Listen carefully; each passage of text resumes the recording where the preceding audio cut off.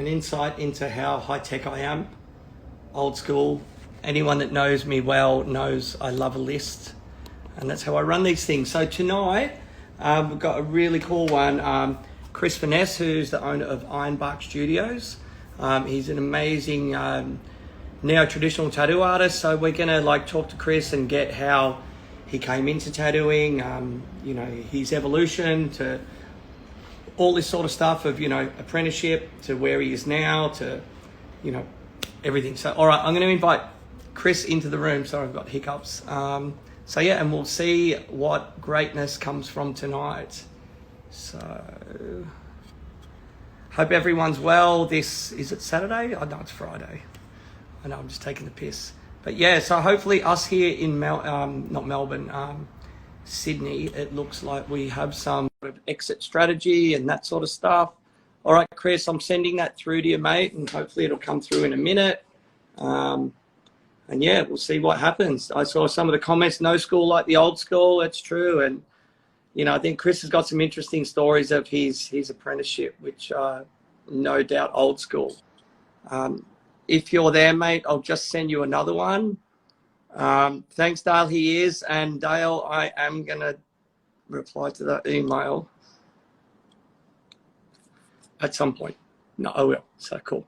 Hope everyone's well, all this sort of stuff. We'll see where tonight goes. All right, I'm just going to try again, Chris, if you're out there.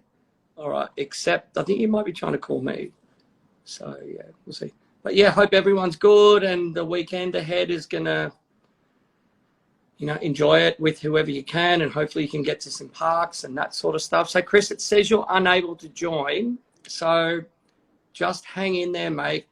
And what I'm going to do is I'm going to send you a request. And what we'll do, Chris, if it doesn't happen, which happens, semi-regularly with this sort of stuff, we'll, so I've just sent you the request now. And, here we go. We made it. Hello. How are you, buddy? Good. How are you? Is that all right? Yeah, mate, perfect. Where are you tuning in from tonight? In Kurnell, at home. Nice. Yeah. Kurnell's like an amazing place. Isn't that where all the sand dunes are?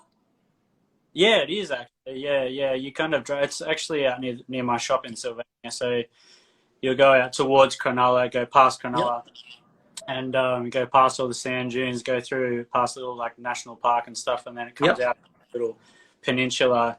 It's a really nice little suburb out here. Man, it's like I'm on the other side of you. I live in Botany. So really? I live on the not so picturesque side. So we look across and see the sand dunes. But my missus is a photographer and she does lots of shoots at the sand dunes. Yeah, it's nice. It's a bit of a trek to get up there. It's good for the calf muscles. Yeah. I mean, it walks on that around there. Have you been out there where all the whale watching that is? No. Yeah, you should check that out. It's really nice. Really. Yeah, mate, it's a beautiful part of the world. Mate, I'm a Melburnian, and when I moved to Sydney, I was like, I don't know, but yeah, it's a beautiful place. Yeah, it has its pocket here and there. Yeah, totally cool. All right, buddy. Well, let's instead of making idle chit chat, let's get into the all the guts of it. So, what's your basic first ever memory of a tattoo? I would say my first memory would be of my grandfather. He was a sailor, and it was kind of just like this thing. The grand had a couple of tattoos and stuff. He wouldn't really see them, but he had this one on his leg. It was of a drunken Tom from Tom and Jerry. Wow. Going backwards on the calf, and I just thought it was just always funny, everybody used to talk about dad's tattoos and that. But that was probably my first interaction with tattoos. Cool. Did he have any on the forearms? No, he had a couple on his back here and there. But yeah, they were just slapped on, really. Yeah, just drunken tattoos on. And mate, that was part of that era. Yeah, that's the way it was, and cool. All right, so with that, what was then later in life, when did tattoos start to come onto your radar? Like, and at what age? Yeah. Okay. I'd say I was in high school, probably early high school. I started seeing some tattoos and that here and there. I've been into the motocross scene pretty heavily since I was younger, and a Yep. lot of the riders and that I used to follow in magazines like Ryan Deegan, Yep. all those guys, that were all super heavily tattooed. And Yep.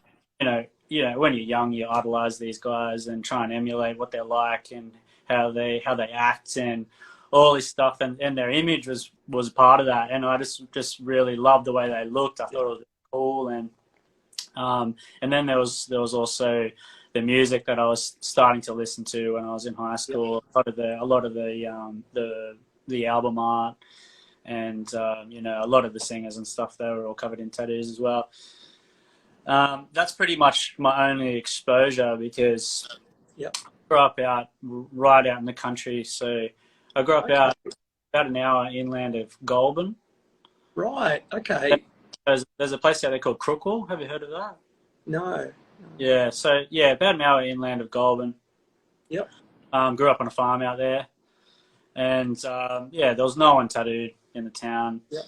No one really even talked about it. I'm sure in the town plenty of people had dirt bikes. Heaps. Yeah, that's right. Yeah. So look, that's probably where I first started seeing tattoos and started getting really in the type of art. So I started to draw the art in the album covers, and I just really liked the way that it was coming out. Yep. And and then I guess I was also in high school, so I was doing art courses, some art class. Okay. And so art was on your radar. You were already doing art. Yeah. As well. Cool. Yeah, obviously growing up drawing all the time and that. Yep. I really love to do. And obviously being in art class at school, it was more of a fine art focus. I was always doing all of my projects, all of my art projects. I was drawing them in tattoo sort of art ways. Yep.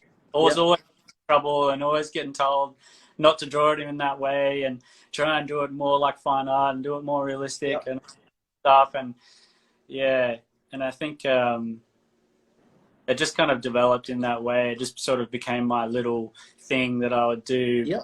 Obviously, I had to make a separation between the fine art and the. And I would imagine then, as in high school and stuff, that probably then started to become a part of your identity in your peer group of your friends and that sort of thing.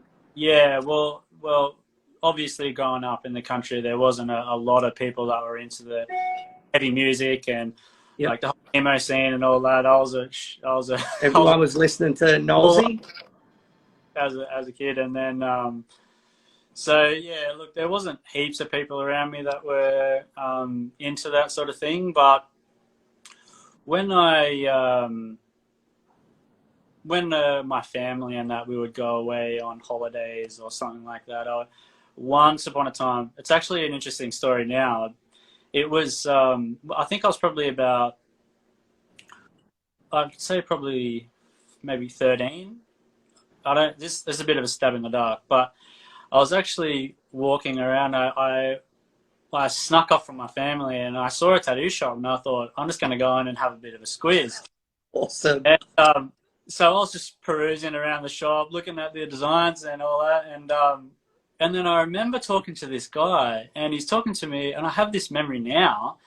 A guy talking to me of the Australian Tattooist Guild. Wow. Right? And now I was, after, years and years after becoming tattooer and that, I met this dude, and it was Mooney. It was actually Mooney. PTAA. It was at Warpaint. Wow. St. Mary's. Yeah, cool. Yeah. Wow. Yep. Yeah, so it was just funny because I met him and I thought, shit, I know this guy from somewhere, but I don't. Yeah, but it was, funnily enough, it was. I'm pretty sure he had the same haircut then that he has now. Yeah, it was. That's exactly what reminded me of. Amazing. Yep. Yeah. Just things like that, and there was. That's cool that he took the time to chat to you. Yeah, Yeah, yeah, he was Yeah. he was actually really friendly. I obviously had my art book with me because I was taking it everywhere, and I'm in there showing him all my drawings and stuff. Yep. And yeah, he was yeah, that was probably my first interaction with an actual tattoo artist, Wow. which is really interesting now. And also there was a tattoo studio out in Goulburn, Yep. and similar sort of story. Met him later on, but I'm pretty sure it was Pucker. Yep. That used Probably. Yeah. Wicked Ink. Yeah, Yep. yeah, exactly. So Yep. yeah, so I'd poke my head into Wicked Ink every now and then when I Yep. went to Goulburn and just have a look around. Just taking photos Yep. of the tattoo of the flash and So that. And you're just fully fascinated with tattooing, and any opportunity you get into the towns, you're off. I was gone into the tattoo Yep. shop. Yeah, that's right. Yep. Yeah, so that was my first real interaction with tattoo studios and tattoo Yep. artists. I Yeah. imagine you were probably buying tattoo magazines as well at the time, that sort of thing. Yeah, definitely. I was buying them flat stick. Yep. And yeah, that and the motocross magazines and stuff. And then I was just pulling out all the art all through it and just trying to like draw it and then mash them together and all that. So, Were you like scrapbooking, like cutting bits and pieces out, Yeah. putting it in some stuff? yeah. For It's sure. cool. Yeah, that's an old school thing that a lot of people my generation used to do as well, and before. So Yeah, right. yeah, it's cool. So here's okay. So all of that. My next question is, who did your first tattoo, and how did that come about? Like, because I imagine, like you're saying, like in your circle of friends, no one was maybe tattooed or into it as much. Mhm. So Yeah. how did you, because I know a first tattoo for anyone is a massive decision. It's like, what am I going to get? Where am I going to get it? How big is it going to be? Can I hide it? Do I want to show it? Blah, blah, blah. So what was your process of your first tattoo? Yeah. So my mum and dad split up when I was young, and my dad was living in Nowra, and my mum was Yep. living in Goulburn.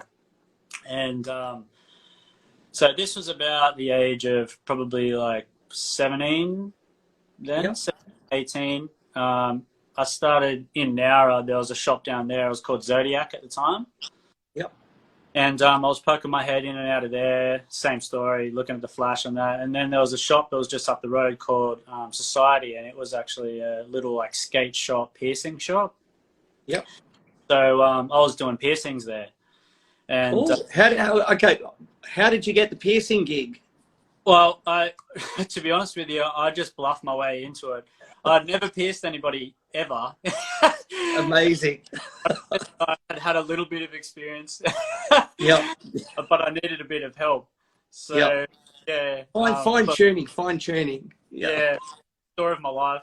So I found myself in a job there doing piercings and that, and then a fellow walks through the door, and I did a piercing on him. I can't really remember what it was, but lo and behold, now it was Dylan Weber. There you go. The universe collided, Yeah, and aligned. yeah, we've been really close friends ever since then. And Yep. he was only like 16. I think I was like 18 or not. Yeah, 17, 18, something like that. I can't really remember, but Was he already tattooing then? yeah. Yep. So he was tattooing then at yeah, just tattooing friends and things. Yep. I don't want to say anything too incriminating, but yeah, just tattooing some friends. Hopefully you can put in a good word, and I can interview Dylan at some point. You should. Yeah, you Yeah. should. I'd love to. Yep. So yeah, so Dylan basically said he's doing some tattoos and that, and he'll tattoo me for nothing. And I was just, I was like, pretty much, yeah. Didn't really care what it was. Didn't really care where it went. Yep. And I just wanted to be tattooed. I just wanted to have the experience. I wanted to get it going, because, like I was saying, all the way through high school, I just wanted to be heavily tattooed. I wanted to just be part of this. Yep. It's a hard thing when you're young to put into words, like that emotion that you're feeling, because you're literally, coming from a smaller town, that sort of thing. You're making a conscious decision to change yourself forever, to be heavily tattooed and stand out from the crowd. And especially in that era as well as mine, you're almost asking for ridicule, asking for not to be accepted so much, but you're belief in it and drive in it is so overpowering of all those things. Yeah, that's right. And I think we're also because it was getting sort of hushed a little bit by the art teacher here and there, and you know, it became like a bit of a secret sort of life that I would draw this kind of thing. And then when I went into the tattoo studios, I felt this sense of akin. Yep. You know, I felt like when I was seeing the tattoos, I was thinking, geez, these guys draw like I draw, you know, and I felt like a connection with this.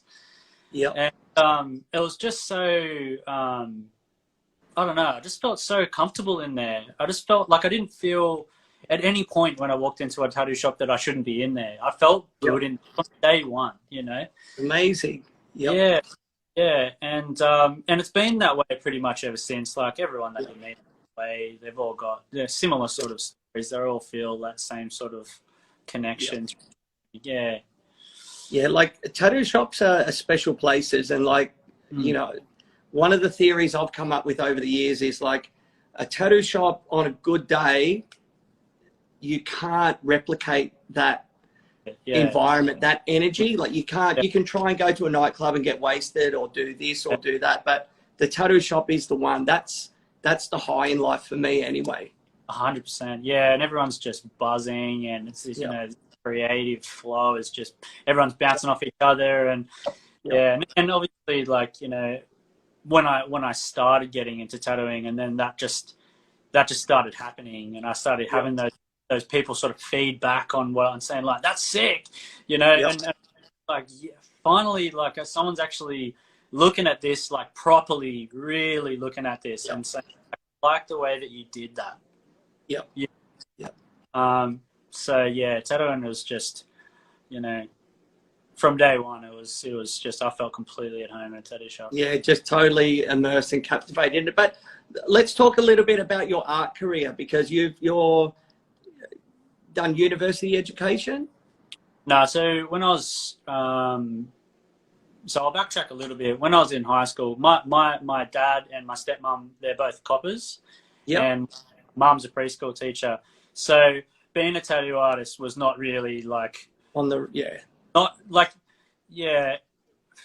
like at the time it was really hard for me because this is what I really wanted to do. But in hindsight, like, I can definitely understand where my parents came from. Like every tattooist that my dad had ever dealt with was probably a criminal. You know, so he was just trying to protect me from an industry that he knows was dangerous.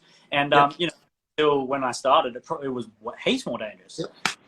There's a whole new era of tattooing that has come through. That's a crazy thing. Like, I know you've got the drive, but that's to actually, when you're that young, because we don't want to disappoint our parents, you know, but believing in it that much, that's a massive decision for a young male or female to make. Like, you know, because your parents bring you up to, like, you know, I want you to be happy. But you can't do that, you know. So, mate, I take my hat off to you, man. Amazing.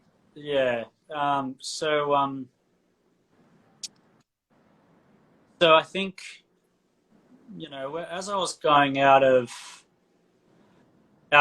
high school, I decided to go into an art class, you know, to make people happy in my family. But I thought it's obviously a perfect opportunity to really learn how to draw properly and not just copy things out of magazines and stuff like that. So I went to TAFE for 4 years and did a diploma in fine art. And sorry, I'm just reading these comments. It's so hard to ignore them. Don't stress. You don't have to, like, because you're on such a good roll. Like, what we can do later on is come back and go through them, but you're getting so much love. So fresh out of high school, I went into the art class and I started living with my old man. I was up and back. I sneakily went and got myself a tattoo apprenticeship at night time.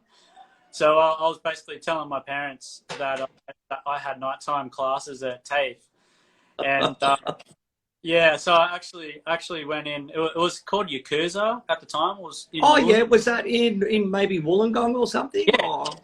Cool. So I was going to TAFE in Wollongong, and then at night time I was going scrubbing tubes at Yep. Yakuza. Amazing. Yeah. Who was down at Yakuza at that point? Was Pucker down there? No, he wasn't. It was Sue was there. Yep. J Boy was there. Yep. Who owns Picton. Yep. There was a fella called Jay there. There was a couple of other people. Yeah. It was, to be honest with you, it wasn't like it was kind of, I just kept, same thing. I was going into the tattoo studios and I was looking at all the art and I just kept pestering them all the time. I was going in there every second day, looking at the things, whatever, just trying to talk to them. You know, like I wasn't even really, I didn't even know where the conversation was. I just got to sit at the counter and be like, hey. Yeah, you're going to give me a chance sooner or later. Talk to me, basically. So, you know, I was just talking shit to them, really. Yeah. I kept going in there, and then I basically asked the courage to just say, you guys want to have someone who can come and hang here, at least, and do a semi sort of, you know, informal apprenticeship, or if there anything you want me to do here, or I'm your man. I just want to be here. Yep.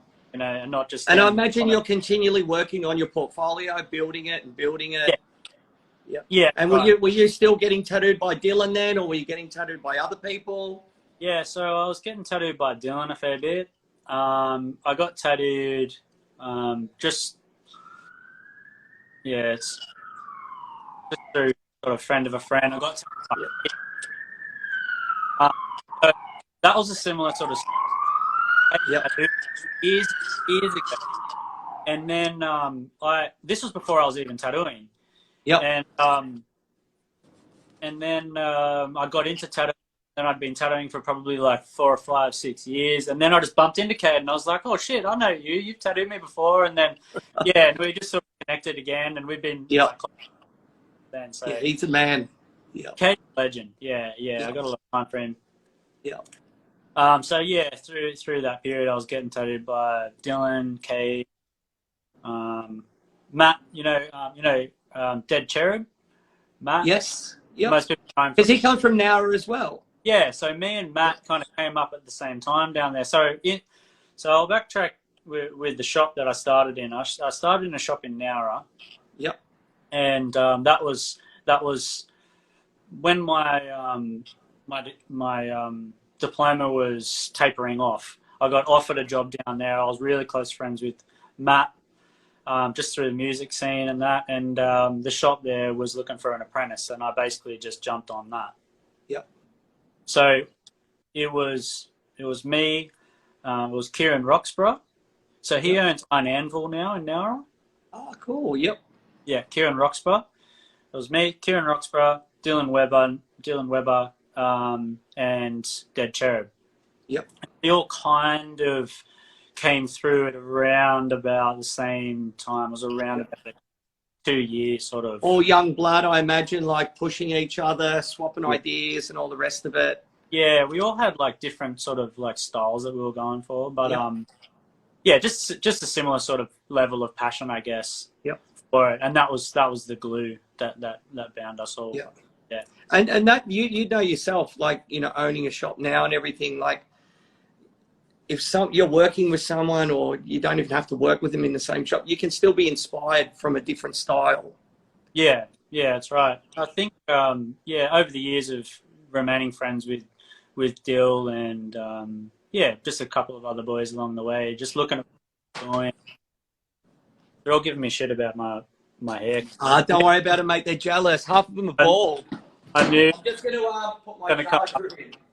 I haven't had a haircut in 5 months. I you to do it. I didn't do it. It's still so short. Are you clipping it or something? Oh, mate. I said, make sure you put your charger in. I didn't do it myself. What a loser.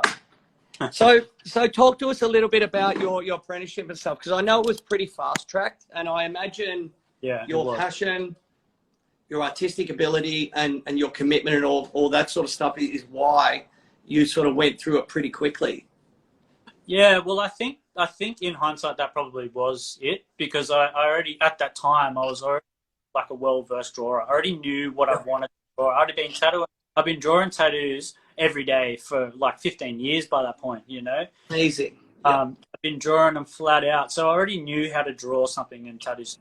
I already had to draw something just, you know, if it had to be a certain size, I knew how much detail to give it so that it would last. Just Yep. like all these sort of things, I already knew about this stuff. So Yep. I already knew how to draw, so I didn't have to go in there and then get taught how to draw and tattoo styles. So I think like there was a lot of this pre-learned kind of stuff there that really helped that along.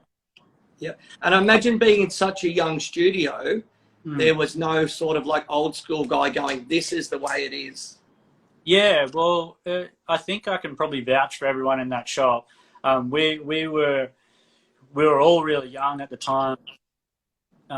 Kieran was there for the longest. He's been tattooing the longest out of us, but even him, we were all kind of thrown into a street shop in a small town, and we were pretty much, as soon as there was a hint that you could do a tattoo all right, it was like, all right, go for it.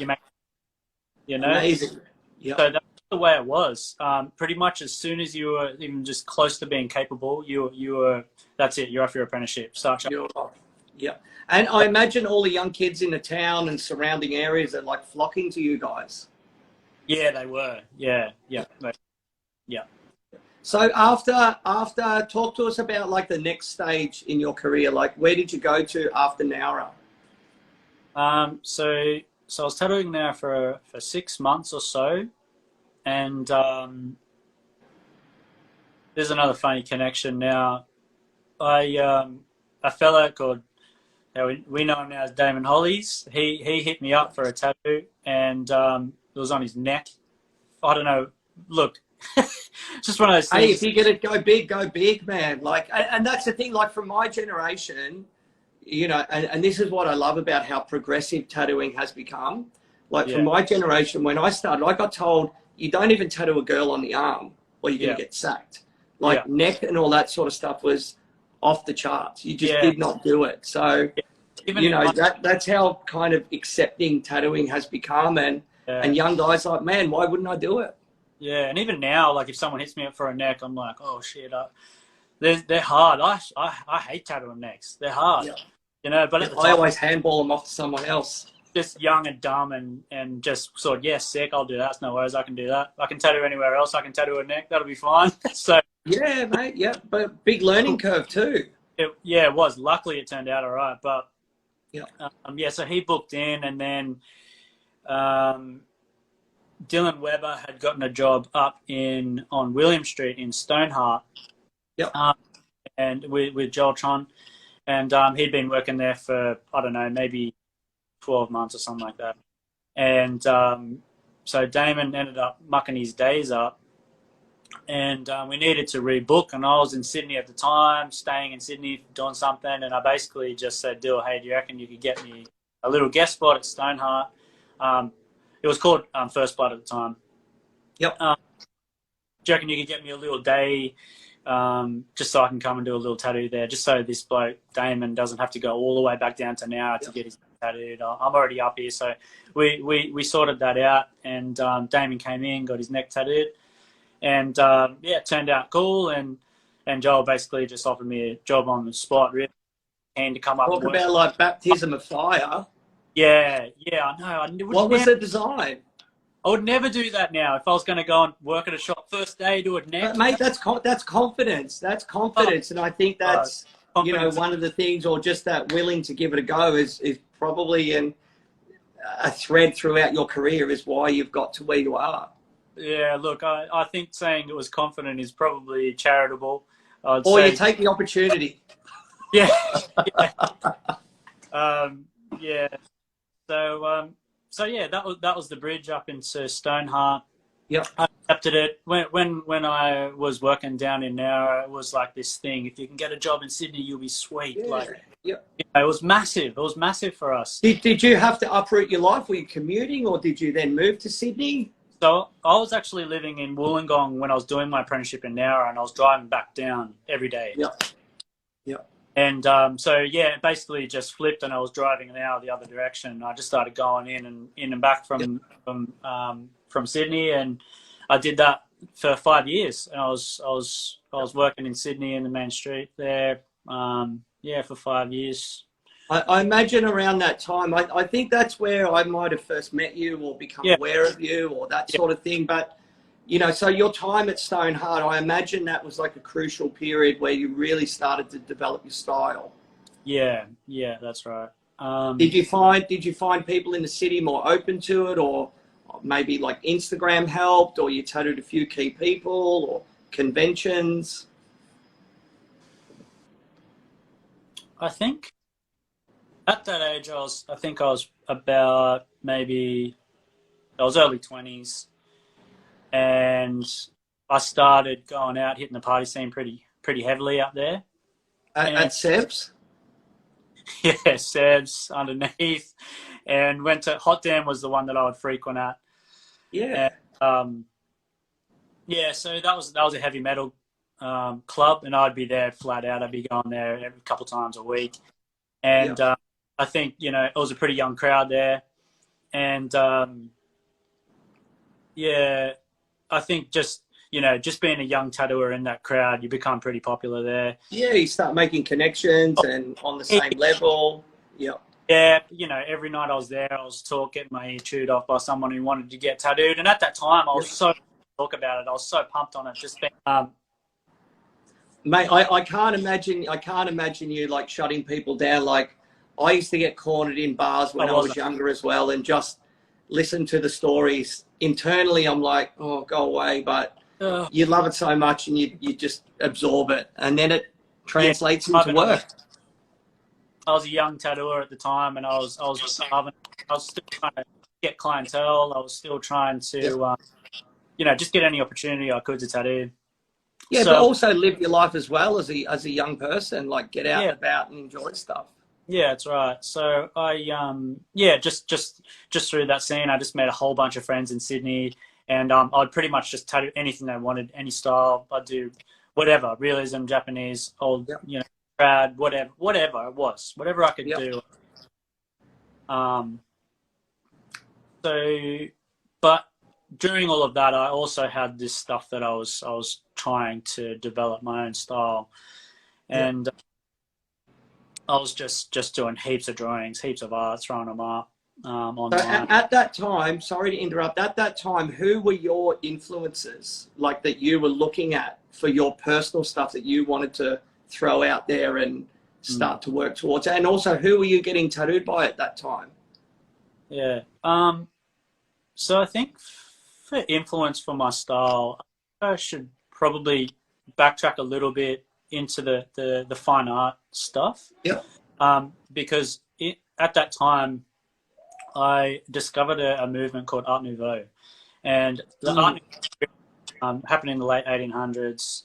Was developed, I think, mostly by a guy called Alphonse Mucha, who did like a lot of theatre stuff for theatre in Paris and all over Europe and stuff like that. And I just absolutely loved the way it was illustrated. I love all the dynamic poses and all the women's faces and all different crazy angles, and the flowers and all different angles, and the palette, and all of these things was just music to my ears. I was just absolutely obsessed with it. I the amount of things that I tried to replicate over the years from Art Nouveau, countless. So I would say that movement was a really major key into where my style was influenced from.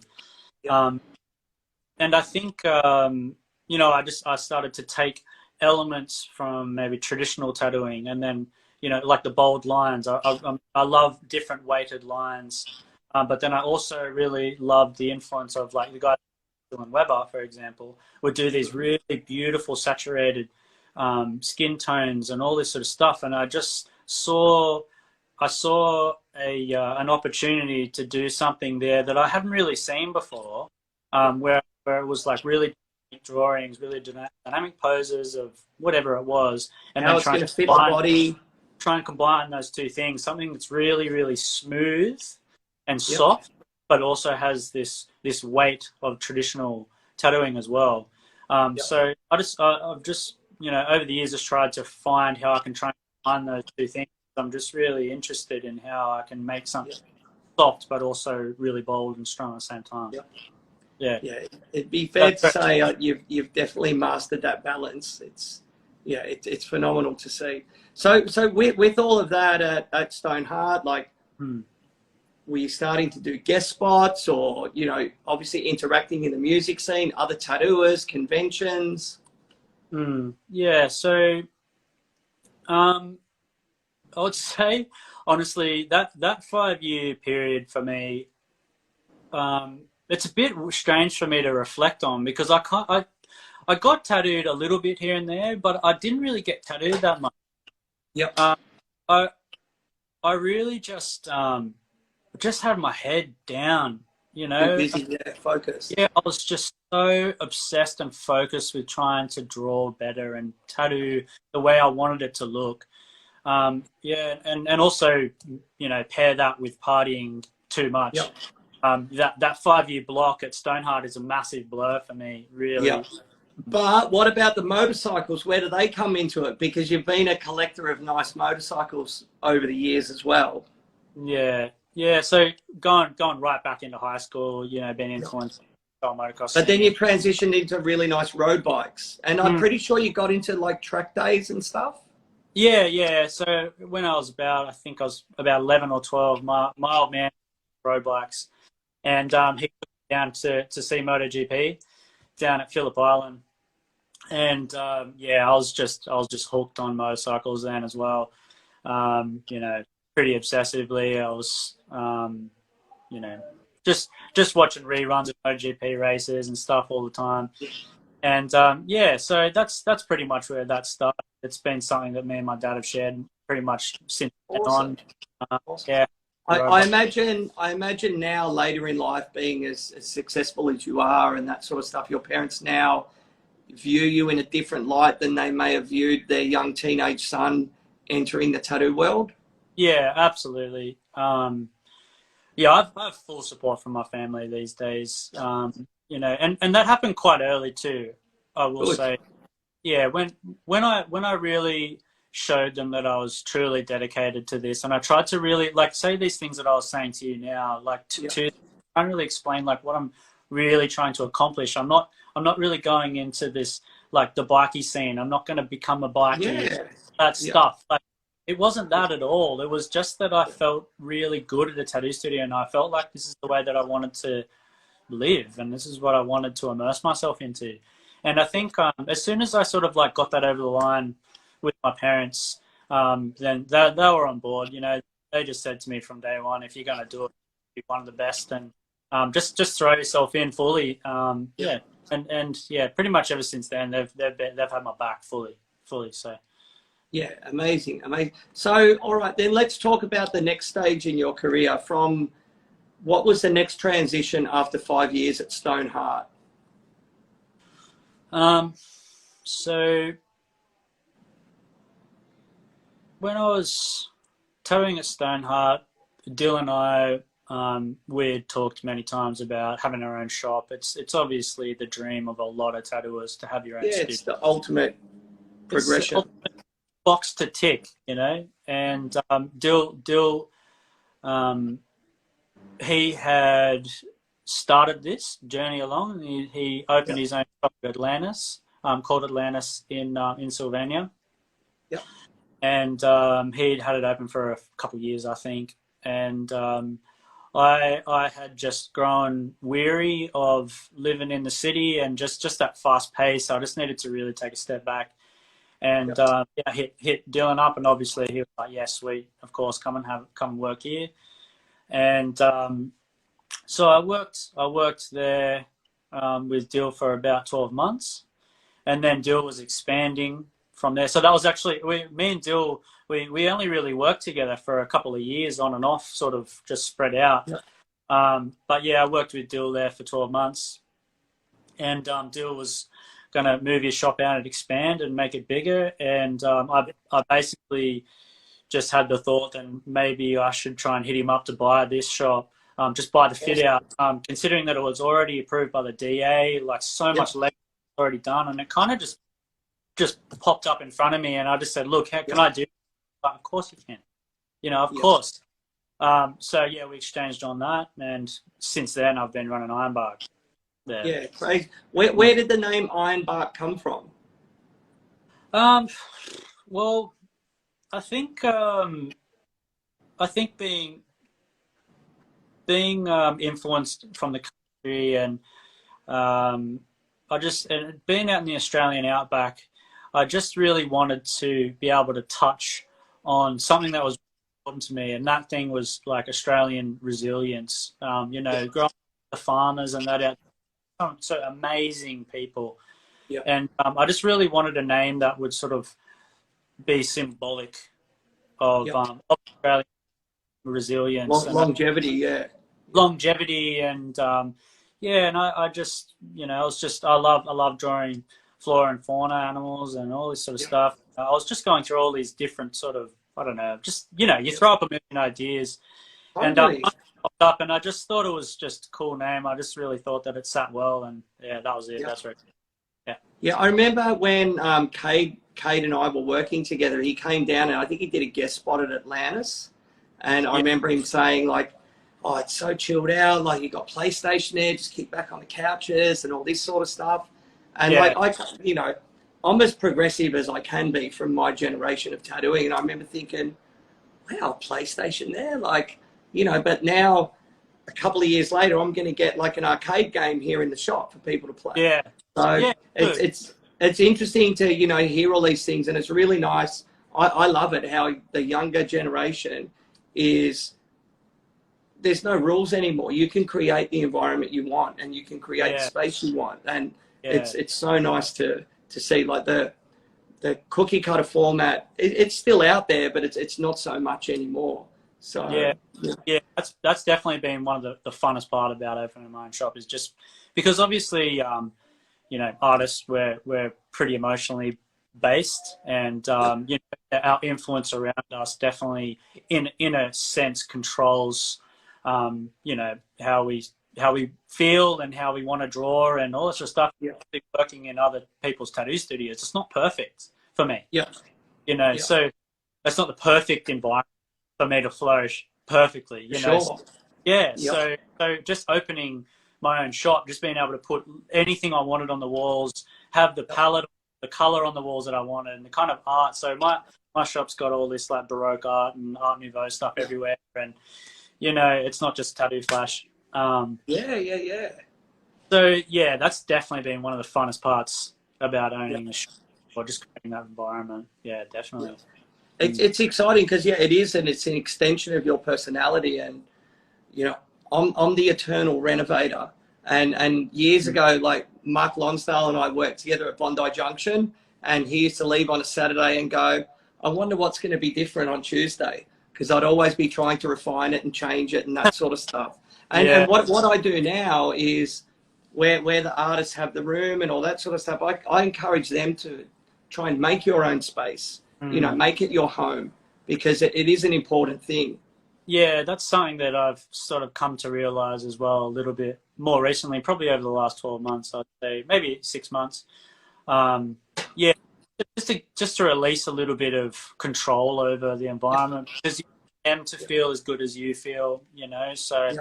yeah, that's it's true. It's so important. I'm definitely, Well, yeah, I remember you'll get this as well. Like Heath Knox said this to me about 10 years ago. He goes, tattooing's like riding a dirt bike.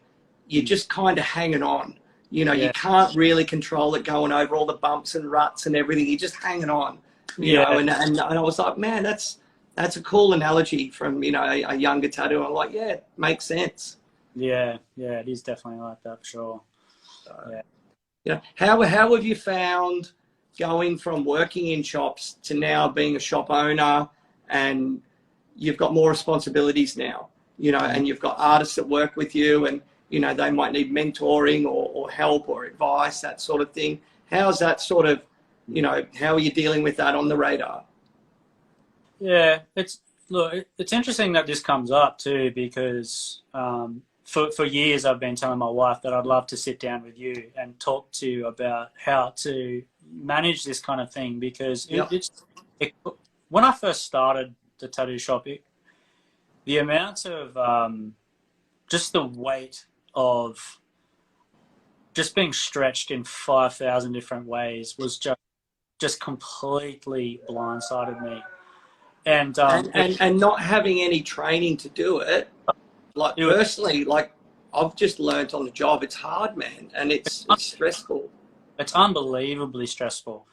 And also, you know, I'm coming from a position where I'm just like, yeah, I love to draw stuff and I feel good, and this is what I feel good every day. And then, you know, and then all of a sudden there's this new wave where I have to do all this really technical stuff, and I have to pay invoices, and I have to talk to lawyers, and I have to do things with Boring. Yeah, all this that's not art. Yeah, you know, and it was just, it was incredibly hard for me to try and figure out how to manage that stuff mentally from the start. I tell you what, I had a thought, because we chatted before on the phone. I had a really good thought, like, because you're at a different stage in life now. You know, you've got your shop, you're married, you're a dad as well.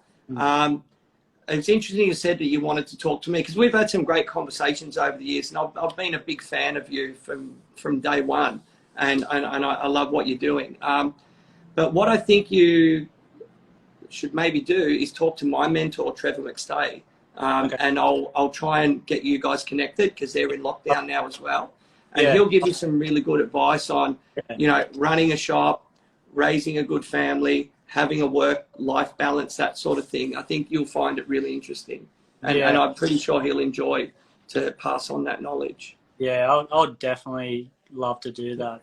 But even now, obviously, I've got a 1-year-old daughter. I'm married and stuff, and just finding, because, you know, whether it's my clients or my drawing or the people that work at the studio or all of the business element, and then also wife, and then also my daughter, they all want 100% of your attention all of the time.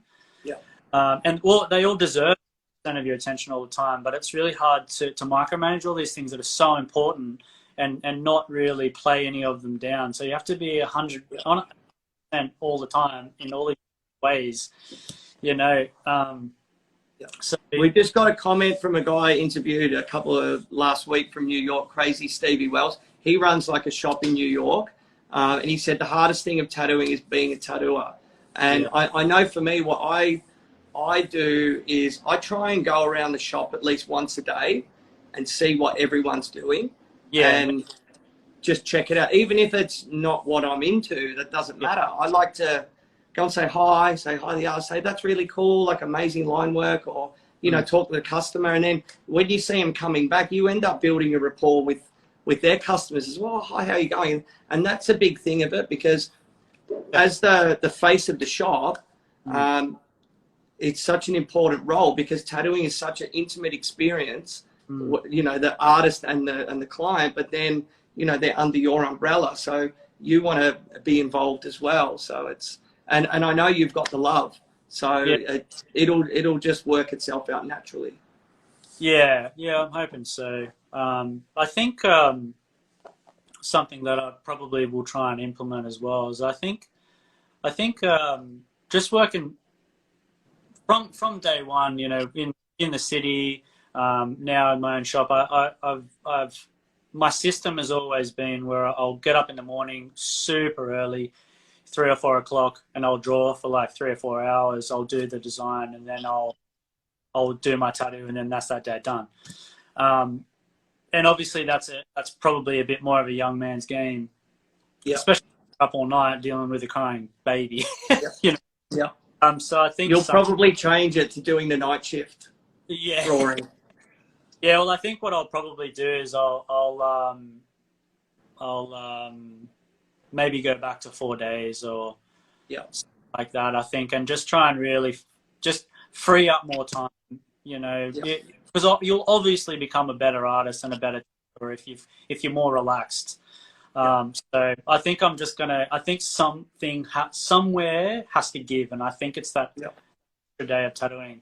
And in all honesty, like right now, I think is the time to change. Like I just, you know, we were supposedly coming back on the 11th, the 18th, who really knows, right? So I just sent out a message in our group chat going, hey guys, look, looks like what's going to happen. if anyone's had any sort of lifestyle work balance, they want to either work less days, work more, like, you know, now's the time to try and implement, because, you know, I've had some profound thoughts. You know, I'm nearly 50 and like, what do I can't just keep working 6 days a week or whatever. I need to, the obsession is always going to be there, but, you know, it's a balance thing as well. And Yeah. I sort of just suggested to everyone, you know, have a good think, because coming back now, we've got the opportunity to rewrite the next year or two and put it into place. And, you know, especially with a young family, like, you know, and spending time with your partner and all the rest of it, it's been a gift. As shit as it is, it's been a, you know, a reevaluation of priorities, so to speak. Yeah, definitely. We, Tara and I, we're in a sense, we're sad that lockdown's going to be over, because the quality time that I've been able to spend with my wife, and just because obviously I'm tattooing so much, I have the business, so I'm out of the home a lot of the time. So being able to develop my relationship with my daughter over these past 4.5 months is so invaluable. And it's something I don't want to lose that. You know, I don't want to miss that opportunity when I go back. Like, obviously you're gonna have this catch up period, but I just want to try and keep that sort of on the top. You know. Yeah, you will. But you know what? One of the best things of tattooing or whatever is, you know, you're in a position in your career and in life where you can create your reality. It is hard to say no to people, and I struggled with it for years. But once you do, you just set those parameters, you know, you're off and running, and you'll end up, you might go through a period of regret that you're not spending as much time at the shop or the business or the artist, but you'll end up becoming a better artist for it, and a better leader and a better boss and all that sort of stuff. Yeah, that's it. It's more about just trying to just infuse a little bit more wisdom over the whole, across the board. You know, just be able to take a step back from tattooing flat out to tattooing just 4 days. But then that 5th day, I'm still working 5 days, but that extra day is just the nuance, the designs a little more, and just, you know, a little bit more finesse, and just really trying to think about it properly. And then, you know, when the weekend comes around, I'm not really going to be thinking about tattooing that much. I'm going to be thinking about my family, you know. Yeah. So that's the way it should be, you know. Yeah. So with all that, like, I'm just going to go back a little bit to your tattooing, because it is so special. And I remember, like, the last couple of years seeing you at, like, the tattoo conventions, like, coming around and going, fucking hell, man, what are you doing? This is amazing. Like, doing 2 or 3 day pieces on, like, sleeves. And each day I'd come around and go, hey, what are you doing today? Like, so what, today you outlined it, the next day you're working on this section.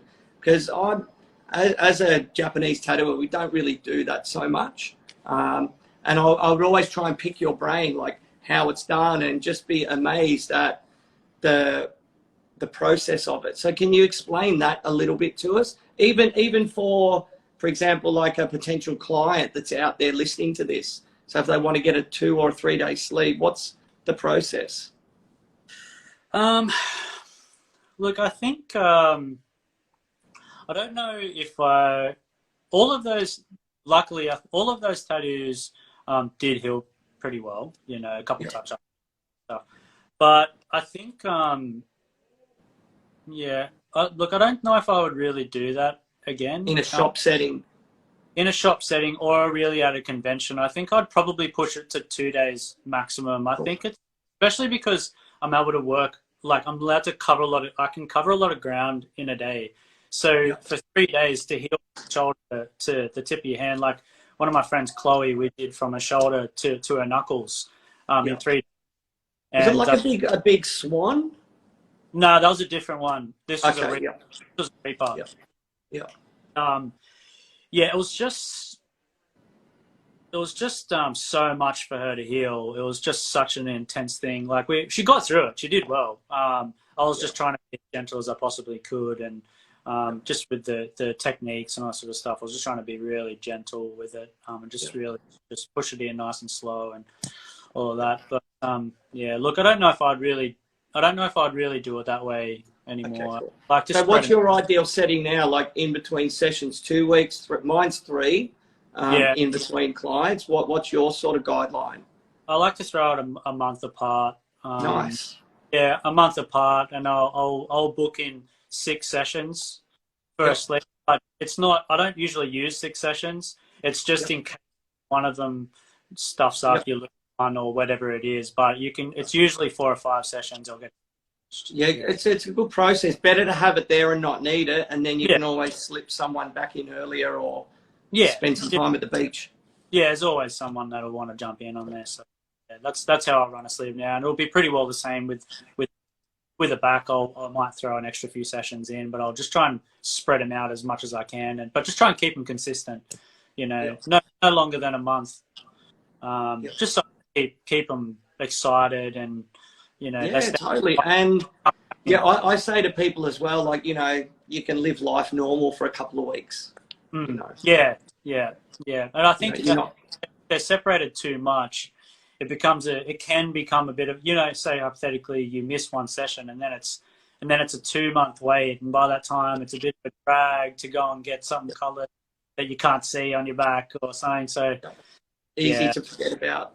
Easy to forget about, yeah. So I try and keep them pretty consistent and try and stay on top of it that way. Yeah. So talk to us a little bit about the crew. Like, who's working with you now and what are they specialising in? So I've got a really small studio for starters. We're only like 35 meters squared. It's a tiny little shoebox. But we have a ball in there, and we've got Adam Gaelic, and he does near traditional like I do. Yep. He loves his Australian Aussie flora and fauna as well. So and he's also got a fine art background as well. So it's been all us to work together. We're always bouncing off each other back and forth with a whole bunch of different things. So yeah, Adam Gaelic, check him out, and Shane Sparrow as well. He's been working with us for about 12 months, I think.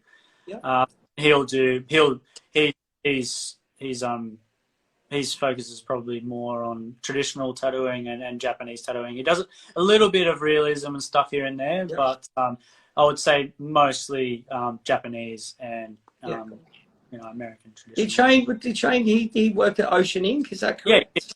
Yeah, cool. Yeah. So, amazing. He's been working with me for 12 months or so. And you've been, you took Dylan expanded. You took over that spot. Like, my first ever studio was 35 square meters as well. And it was me on my own. And then Paul Surridge worked with me for a while, 1 day a week. And, you go from there. It doesn't really matter the size of it, but I miss my old studio because it was small and intimate, and the customers loved it. The energy, it's real, and it's cool. On it together. Like I said, it's only small. There's only a few of us, but we bang out 1,000 a year, so we're flat. Flat stick in there. So we're having a ball in there, and it's the same sort of deal. It's really small and intimate, and we're just it's been good, and it's manageable for your first shop. I think if I jumped straight into a shop that required 10 artists, I'd be freaking great by now. So yeah, like my beard. So what have you got? Like, has your shop got any merch or anything for sale, that sort of thing, or? No, not really. Over the past 2 years that I've been operating,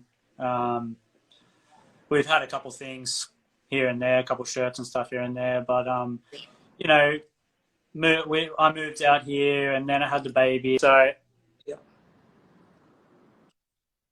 that's my battery. I didn't plug it in either. You're right, mate. Well, we only got a couple of minutes left anyway, so yeah. So look, I haven't really done any merch or anything like that, but we've got the Instagram page there. You can go through and have the artists and stuff and see what they're doing. So, cool. Well, I'll put all that stuff in the show notes anyway. But mate, for me, Chris, it's been a really interesting chat with you. Thanks. And like I said earlier in this, man, you've been one of my favourites to watch over the years. The way you hold yourself, you conduct yourself, you're a credit to tattooing, you're a credit to yourself. And, I look forward to... Actually, how old are you now? I'm 31. Oh, amazing, mate. And that's one of the things I love. I didn't start doing probably custom tattooing until my early mid-30s, right? Yeah. Wow. So I'm actually so envious of a lot of you younger tattooers. Like the amount of work you're going to produce over the rest of your career is phenomenal. And, you know, like you'll still be tattooing when I'm retired, and I'm going to be excited to see what you guys do, and you all contribute to tattooing. So it's in safe hands. Yeah, it means a lot to me. I really appreciate it. Thanks for asking for me to come on here. Yeah, it's been really fun. Yeah, no, my pleasure. Anything you want to say before we go? No, not really. I guess a couple of people that I didn't mention along the way would be Papagnars and Oyster Boy. I work with them at Stoneheart. I love those. They're bloody legends. Go and have a look at them. Yeah, love for those guys. Yeah, and Damon and Johnny as well. Yep. Cool. Awesome. I can't believe I didn't talk about this. I don't know how I didn't talk about this, but my sister's a tattoo artist as well. I don't know if... Tell us. It popped into my mind then. I don't even know how it didn't come up. So I think I just got sidetracked. Yeah. But so Dylan Weber actually married my sister. Okay, all right. Yeah. All the pieces of the puzzle fit together. Yeah. So what's your sister's name or Instagram handle? So her name's Dear Emily. Amazing. Yeah. So check her out. They tattoo together in Atlantis. So yeah, check them out. Yeah, that's all. Awesome. So cool. So obviously you were tattooing first, and then she followed. Yeah. She's been tattooing now for, I think, I don't know, a bit of a stab in the dark here, but maybe like 6 years or so. Amazing. Yeah, cool. All right, Chris, thank you so much, mate. I really appreciate it. And at some point, we got to go for that ride together. Yeah, I'm looking forward to it. That sounds good. Oh, cool. All right, mate. I'll give you a buzz in about 10 minutes as well. All right. Thanks, everyone, for watching. And thank you, Chris. It was amazing. Thank you. Thanks. See ya.